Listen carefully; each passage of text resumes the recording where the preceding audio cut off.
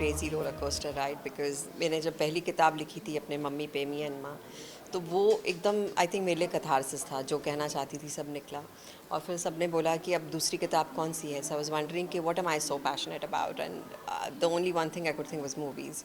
And मुझे लगा कि ये मूवीज़ की जर्नी जो है, मैं हमेशा मुस्कुराती हूँ उसको सोच के, तो what makes it so special, and I thought it's the people, जो लोग उसमें हैं, जो लोगों ने मेरी इतना व्हाट यू से, कुछ लोग बहुत कॉन्शियसली आपकी मदद करते हैं, कुछ अपने जैसे वो हैं उसी की वजह से शायद आपकी ज़िंदगी को और ज़्यादा इनरिच कर देते हैं। So I think this book is about them.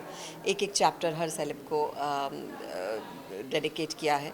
और ये जब मैंने किताब शुरू की तो लॉकडाउन का वक्त था, और मुझे लगा बहुत टाइम है, फट से लिख लूँगी, लेकिन लॉकडाउन में मुझे लगता है दिमाग भी लॉक हो गया था, तो मन ही नहीं करता था कुछ लिखने को, तो थोड़ा लिखती थी और फिर बंद हो जाता था। और जब शूटिंग शुरू हुई उसमें मैंने फटाफट लिखना शुरू किया, एंड एक एक करके हर सेलेब की एक लाइफ की कहानी, anecdotes.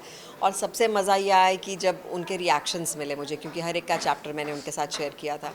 So it was great कि आप जो उन्हें इतना प्यार करते हैं वो बहुत म्यूचुअल है, एंड दे रेसिप्रोकेटेड। देखिए, मैं तो कितने सालों से स्ट्रगल कर रही हूँ कि एक किताब लिख लूँ। उन्होंने 2 किताबें लिख ली और वो भी इतनी फटाफट और जल्दी। जो उनकी पहली किताब थी वो बिल्कुल दिल से निकली हुई, उनकी माँ के साथ जो उनका रिश्ता है। मेरा रिश्ता अपनी माँ के साथ बहुत अच्छा था, तो मैं उससे आइडेंटिफाई करती थी। और जैसा कि उन्होंने अपने फॉरवर्ड में कहा, उनको सोचना भी नहीं पड़ा, बस सब कुछ उनके जहन से निकल गया। ये किताब जो है इसलिए मायने रखती है क्योंकि इसका टाइटल है the stars in my sky.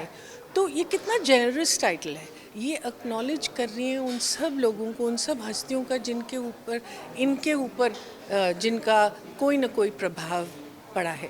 मुझे लगता है ये एक्टर्स में खुसूसियत होती है, क्योंकि हम क्या करते हैं, हम ऑब्ज़र्व करते हैं और फिर उसको स्टोर कर लेते हैं। तो ये जो छोटे छोटे वाक़यात इनको जो याद हैं और दिव्या ने जो लिखे हैं, ये हमको ग्लिम्स देते हैं ना सिर्फ उस इंसान की जिसकी ये बात कर रही हैं, लेकिन इनकी खुद वनरेबिलिटी की भी। और ये बहुत ख़ास बात होती है। मुझे यकीन है कि ये किताब बहुत कामयाब होगी, क्योंकि बिल्कुल दिल से लिखी गई है।